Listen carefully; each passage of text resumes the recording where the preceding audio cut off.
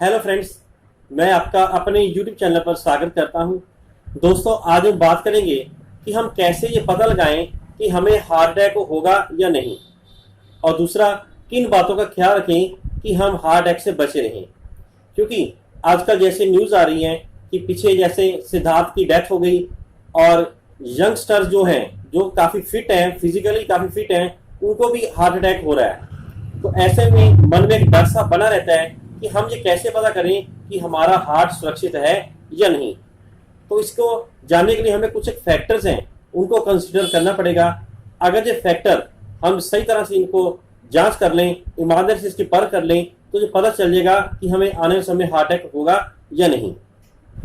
दोस्तों, जैसा कि हम सब ये जानते हैं कि हार्ट अटैक का मुख्य कारण ब्लॉकेज होता है, और यह ब्लॉकेज कोलेस्ट्रॉल से आती है। तो जितना ज़्यादा कोलेस्ट्रॉल होगा उतना ज़्यादा ब्लॉकेज के चांसेस बढ़ जाएंगे।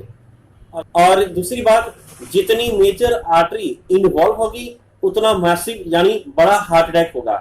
अगर कोई छोटी आर्टरी इसमें इन्वॉल्व होती है तो वो छोटा हार्ट अटैक होता है, और अगर कोई बड़ी है तो उसमें सडन डेथ भी हो सकती है। अब मैं आप लोगों को कुछ एक पॉइंट्स बताऊंगा जिसको आप अपनी कॉपी पर नोट कर लें और ईमानदारी से उसके आगे लिखें कि आप में वो प्रेजेंट है या नहीं। और जितना ज़्यादा पॉइंट्स आपके अंदर वो प्रेजेंट होंगे उतने चांसेस आपको हार्ट अटैक होने के हैं। 10 पॉइंट बता रहा हूँ, 10 में से अगर आपको 5 या 5 से ज़्यादा हैं तो इसका मतलब है आपको हार्ट अटैक होने के चांसेस ज़्यादा हैं।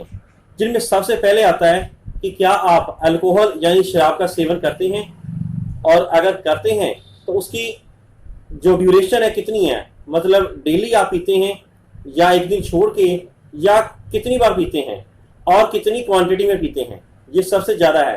कई लोग कहते हैं कि मैं हफ्ते भर पीता हूँ लेकिन तकरीबन 1 बोतल खाली कर देता हूँ, तो इसका मतलब वो 6 दिन जो छोड़े हैं उसका कोई फ़ायदा नहीं है। तो ईमानदारी से आप अपने लिए कर रहे हैं, लिखें कि आप अल्कोहल कितना सेवन कर रहे हैं।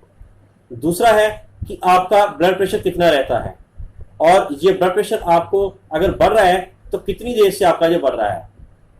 तीसरा, आपको शुगर यानी डायबिटीज है या नहीं है, अगर है तो कितने पॉइंट की है, और अगर आप उसकी कोई टैबलेट्स या मेडिसिन खा रहे हैं तो कितनी देर और कितने समय से खा रहे हैं। अगला है, अगर आप स्मोकिंग करते हैं या किसी प्रकार का गुटखा या तंबाकू खाते हैं तो वो कितनी दिन में उसका सेवन करते हैं।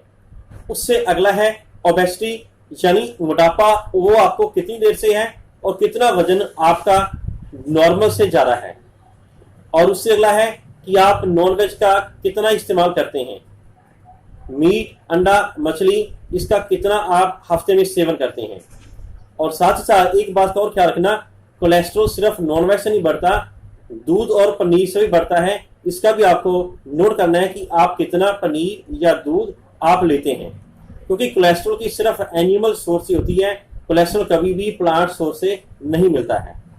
इससे अगला है कि आप कितना जो फास्ट फूड है उसका सेवन करते हैं, और कोल्ड ड्रिंक आप दिन में कितना पीते हैं, क्योंकि यह भी आगे जाके हार्ट अटैक करने में एक पॉसिबल फैक्टर होते हैं।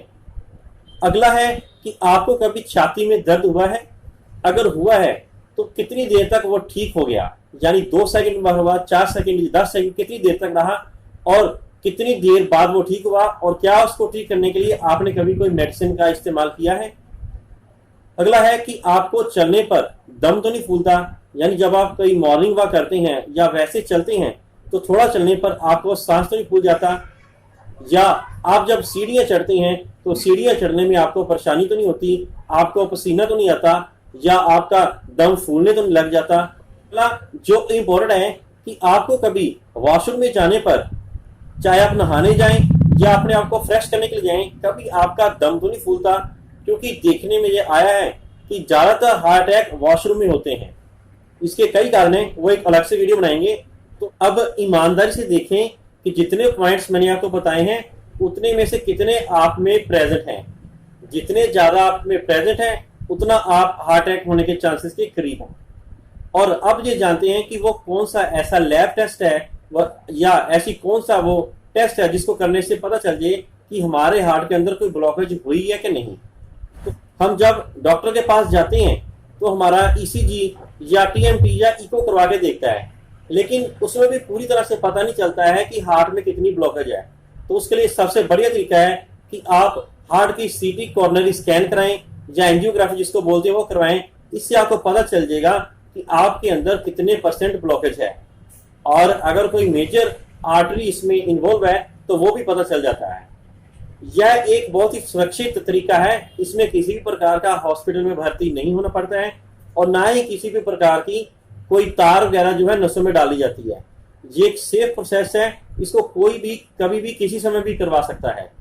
तो अगर आप अपने हार्ट की सेहत के बारे में जानना चाहते हैं तो आपको तुरंत ही, चाहे आपको कोई प्रॉब्लम है चाहे नहीं है, उसको रूल आउट करने के लिए आपको कॉर्नरी सीटी स्कैन या एंजियोग्राफी करवाना चाहिए। इससे आपको पता चल जाएगा कि आपका हार्ट कितना सुरक्षित है। और अगर आपको किसी प्रकार की ब्लॉकेज नहीं आ रही है तो ये आपके लिए एक पॉजिटिव पॉइंट है। मतलब आपको आने वाले 10 से 15 साल तक किसी प्रकार की घबराने की जरूरत नहीं है, बशर्ते कि आपका खान पीन सही हो। तो दोस्तों, आशा करता हूं कि आपको ये जानकारी अच्छी लगी होगी।